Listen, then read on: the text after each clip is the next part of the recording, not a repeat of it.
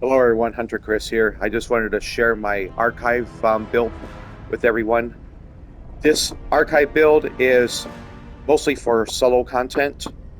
I have nicknamed this class Elemental Cats because that's what she does. She pretty much could do every element in the game. So, first of all, I'll go ahead and go over the skill lines that I use for this build. It's going to be a Necromancer main class here, Gravelord skill line.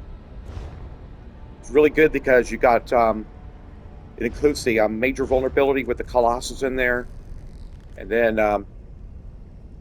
some of the passives I'll go ahead and highlight really quick. The crit strike chance in execute range. This is the big one right here. Dismember. You get a big boost to physical and spell penetration whenever you have a Gravelord ability active, which is pretty much almost all of the time. They increase your damage over time effects by 10%. That could come in pretty useful with certain visions. I'll be covering those later on. The other skill lines that I chose was Nightblade Siphoning, because you're just going to get a ton of heals with this. This is going to be your main spammable right here, and I'll go over some of these passes right here. 22 ultimate whenever you drink a potion, so that means more ultimates you can launch. You get a max mag and stam bonus with this, along with healing done. And anytime you cast a siphoning ability in combat, you generate ultimate once every 4 seconds. Then the other one is Sorcerer Stormcalling. I did this mostly for the major resolve and also more healing from Crit Surge. So, Capacitor, you get more recovery from this, increase your physical and shock damage. That's especially going to come in very handy with the Werewolf Behemoth. Increase your damage done by up to 10% based on how much health they've got. So this is a reverse execute mechanic here. And then you get passively weapon and spell damage for each sorcerer ability slotted. So that's a good thing. The race I chose for this build is a Nord. I had to in order to get the resistances where I need to. Nord offers the following: max health, frost resistant, pretty redundant because some of this is going to be adjusted to my attributes. Max stam, which is always nice, but here's the big one. Whenever you take damage, you gain ultimate. That's actually pretty big. And then, of course, your resistance. So now I'll go ahead and cover the gear that I've got for this build. On the body pieces, it's going to be Gloom Grace. It's going to be five piece heavy. I did the head, the chest, the shoulders, legs, and feet. Those are the pieces that offer the most armor values. That's why I chose those for the Gloom Grace. And basically what it does, max health, healing taken, max health again. You became a living shadow whenever you take damage. This is the base value without any visions. It starts off at 10 seconds. It will heal you this much, 2976 every 2 seconds, while gaining major evasion, reducing your area damage done by 20%. That's actually pretty big because there's a lot of area damage in the archive. And this effect can occur once every 20 seconds. To really make this set work, you need to have 2 extended favor visions. Once you get those, that number jumps from 10 seconds up to 22 seconds, and you can pretty much keep these buffs up indefinitely. You'll stay in shadow form forever in combat because you're constantly taking damage. So that's why this set is so good in the archive. And then the other set I used is Daedric Trickery. You get max health, max stam, max magicka. Whenever you deal damage, you gain 1 of 5 random buffs for yourself for 21 seconds every 9 seconds. This includes Expedition, Protection, Mending, Heroism, or Vitality. Once again, this set really shines once you get your extended favor vision. So you could push you'll be pushing this up close to 1 minute with your extended favor visions, which means that you can actually have all 4 of these buffs up at one time simultaneously. Along with your Sorcerer Hurricane, you're just going to move extremely fast, which will allow you to pretty much get out of any of these oh shit moments. And these buffs you really can't get anywhere else in this build, so it's just a super good set. For the early arcs, like 1 through 3, you could probably swap this out with a DPS set like Corpse Buster or Mortar's Wrath, but you definitely want to have this for your end game, Arc 4 and above. Then Ring of the Pale Order, pretty self-explanatory. That's what I chose for my Mythic. And then the one-piece set I chose was Trainee. That's going to be max health. Did Protective on 2 pieces of jewelry. I was able to go Infused on 1 piece to push out a little more extra weapon spell damage. Because I tested the resistances, and I'm right where I need to be. I'll go ahead and demonstrate that after I do the skills. So, skills we're using for this build. Oh yeah, and then I forgot the weapons. You're going to have the Daedric Trickery on the front bar. Ice Staff is what I recommend, particularly for Arc 6 and above. This can be swapped out with an Inferno Staff to get bonus damage over time effects and more flame damage. But when you get to Arc 6 and above, you definitely want to have an Ice Staff. And I did Poison Damage Enchant, so that way you can proc your Poison Damage status effect. Can't get anyplace else other than Versus. And then Maelstrom Perfected Ice Staff on the back bar. This will just make your Wall of Elements hit super hard. And not only that, your Wall of Elements will provide you a damage shield, and this is also going to be your source of Minor Breach. So, I'll go ahead and go over the skills really quick. Skills, you're going to have on your front bar, Mystic Siphon.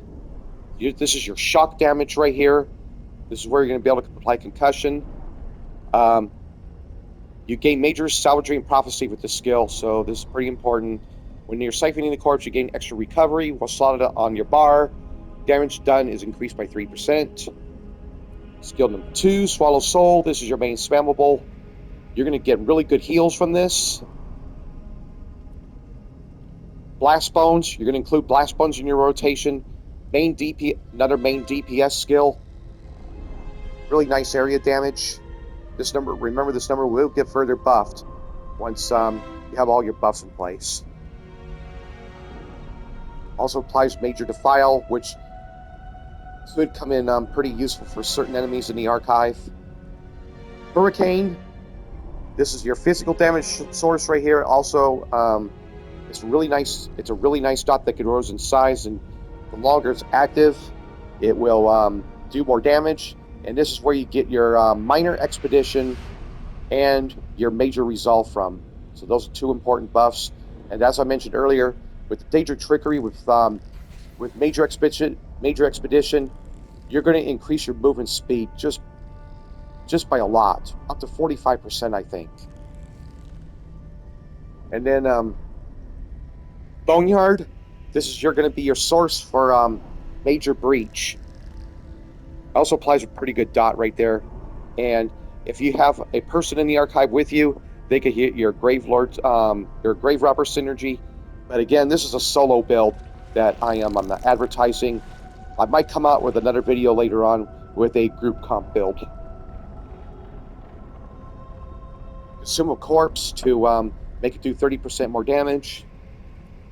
And then the Colossus, your main ultimate that you're going to use. This applies your major vulnerability.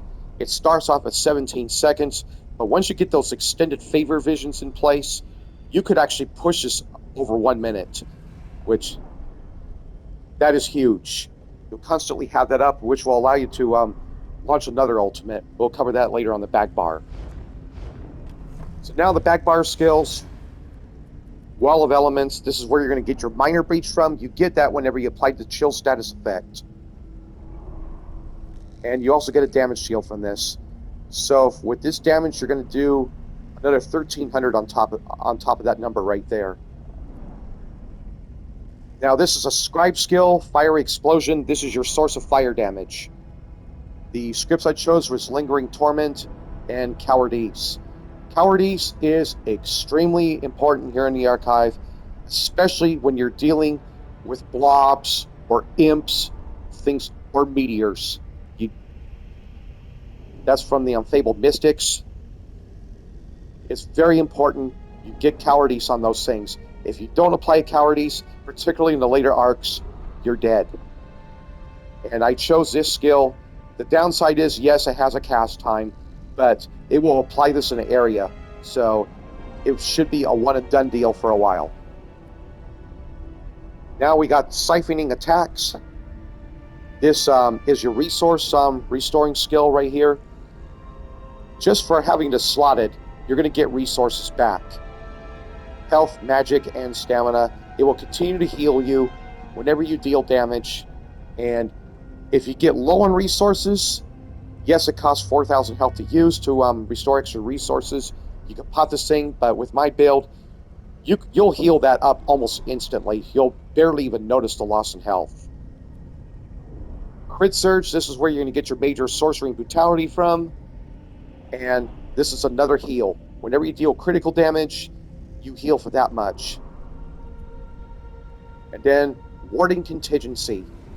Since we really don't have any other class damage shields with the classes that I chose, this is going to be your best damage shield. I know that the Sorcerer and the Warden have better shields, Templar, but this is actually not bad. You absorb up to 13,000 damage for 8 seconds. The signature script I chose was Gladiator's Tendency. Reduce your damage taken by 8% for 8 seconds. That's actually pretty big. So you'll get that buff whenever you apply the damage shield. And then Minor Resolve. You need to have that Minor Resolve in order to keep your resistances up. You'll have to keep hitting this unless you get 2 Apocryphal Emissary Visions. Then you'll get that passively. Then the Destra ult. Once you get your major vulnerability with extended favors, you'll actually be able to combine these ultimates together for super damage, particularly in the Iron Atronach form, when you can just pop ultimate after ultimate after ultimate. Now I'll go ahead and cover the Mundus Stone that I used for this build. Endgame, I used the Lord. You'll want to start off with the Lover, because as you can see, your penetration will be hurting a little bit.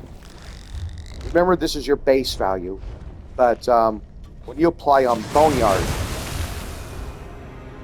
that'll jump up.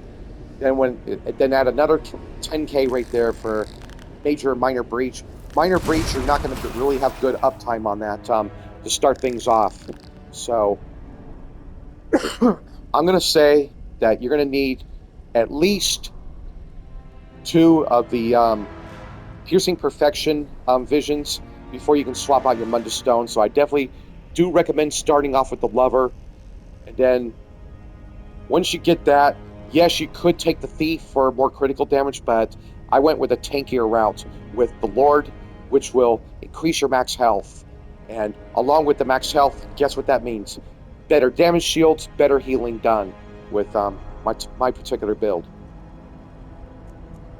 Now I adjusted the attributes a little bit here because to start things off, let me go to my, yeah, there we go. Start things off, you'll want to have 20k into max magicka, which is your main damage stat, and close to that to max stamina, and then everything else into health. So I did the 14 magicka just to make sure that I got the 20k into max magicka. Everything else goes into health. Before you get the Lord Stone, you'll start off around 41k max health, which is actually pretty good. 40k is the benchmark. You want to have 40k minimum for the archive. But with the Lord, that number will go up to 44k for your max health, which will allow you to withstand most things in the archive up to around Arc 8. Then Resistances, I'll go ahead and demonstrate that really quick. So with major minor resolve, there you go. You're right at the cap. That's where you want to be.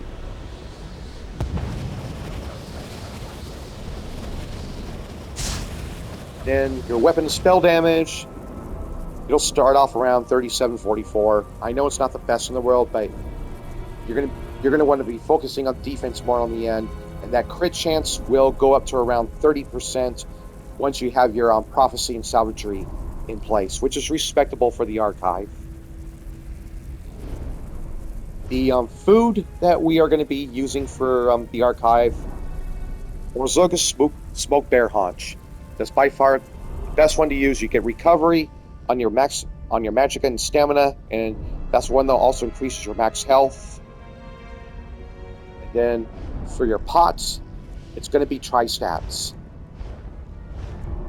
Go really quick.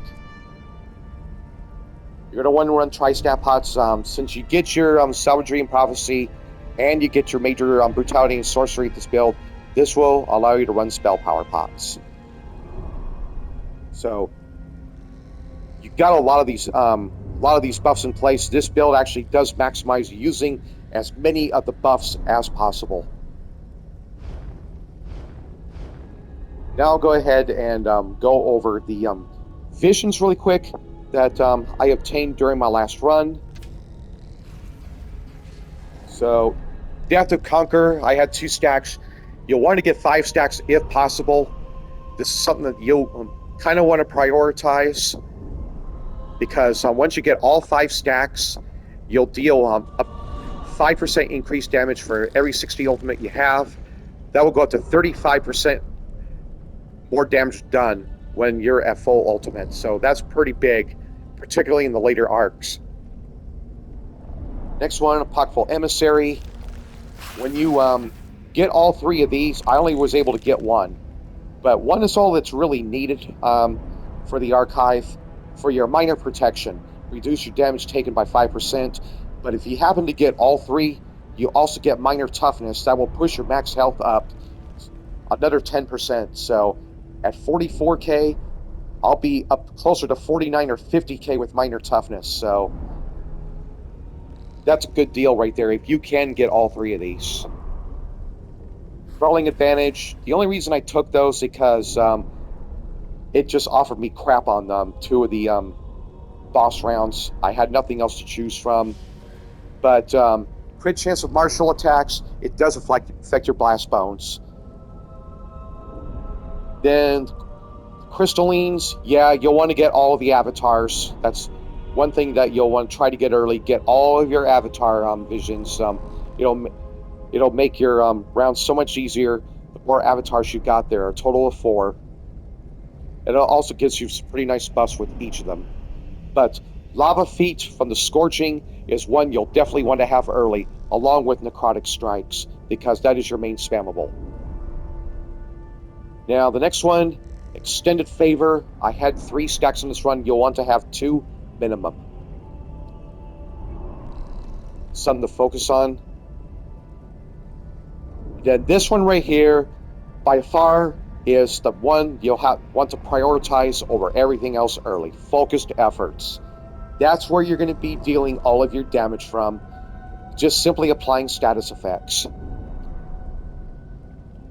Hardy Vitality, you can't go wrong with this. Increases your max health.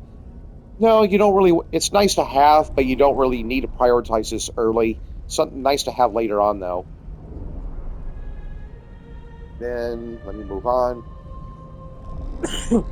Painful Proficient. Direct damage increases. Since you're going to have defense on your champion tree, that'll be nice to have. Something you don't really want to prioritize unless there's nothing else to choose from. Piercing Perfection, I had 4 stacks on this run. You'll want to get 2 minimum before swapping out your Mundus Stone, so this is something that you kind of want to prioritize. Now, here's one you really want to prioritize. Prickly Retort. There is absolutely no cooldown time on this at all. And anytime an enemy does any type of direct damage to you, you'll deal physical damage back at them. And with the sorcerer, this value is actually really good. This also stacks with painful proficient, so there you go. This damage also increases by 30% for each stack that you've got, so get as many of these as you can. This is just super good. You definitely do not want to pass this one up. Resolute Mind, it's a good utility. Whenever you break free, you restore resources. Some good utility to have. I had nothing else to choose from that was good from one of the bosses, so that's why I have this.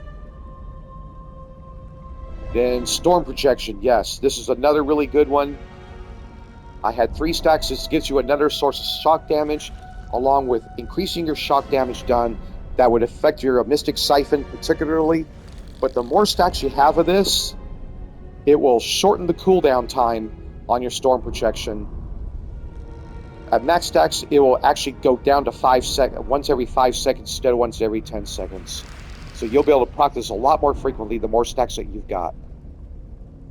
Targeted Ire, yeah, I had nothing else to choose from. You don't really want to prioritize this, but I had all crappy visions at the time. And then Well-Trained Command, not completely useless for this build, but it will affect your blast bones. It will increase the damage done with your blast bones, along with some other pets, such as your Emissary, and will also affect your Guardian of Pestilence as well. So that pretty much covers all the visions. Then champion points. Green tree doesn't matter, but I'll point out a couple things you'll want to have in your green tree. Rationer, it'll make your food last longer. Liquid efficiency, you'll have a chance not to consume the pot whenever you use pots, so definitely want that. Professional upkeep, reduce the cost of repairing your gear, and Steve's Blessing, I don't know why I'm even covering that. That's out of combat. Green tree really doesn't matter that much. Now the blue tree, I'll go ahead and cover what you'll want to have. This can be swapped out for DPS skills early on for the first 3 arcs, but for the end game, this is what you'll want. Focused Mending, increase your healing done by 10%. Breathing Blows, 8%. Whenever you deal direct damage, you heal 8% for the damage done. This will come in particularly useful in the werewolf form, the werewolf behemoth. You've got to have this. Ironclad, reduce your damage taken for direct attacks. You'll definitely want to have that by 6%. Then Duelist Rebuff, single target. That comes in handy by a lot of bosses and marauders, so you definitely want to have this. Go ahead and go over the red tree now. Fortified, pretty self-explanatory. Siphoning spells, resources back. Bastion increases the your damage shields.